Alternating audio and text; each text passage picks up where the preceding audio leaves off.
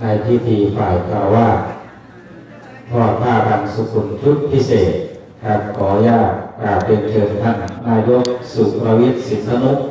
นายกองค์การบริหารส่วนตำบลลำพีอำเภอท้ายเมืองจังหวัดพังงาขออนุญาตเรียนเชิญท่านครับ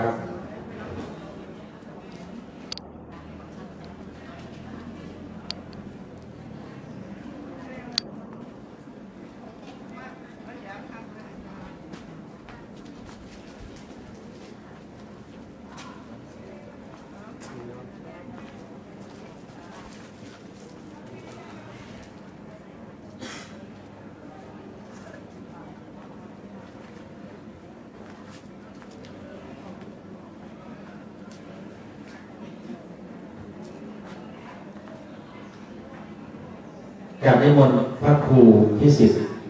กิจจานุกูลเจ้าคณะตำบลบ้านขอเป็นองค์พิจารณาผ้า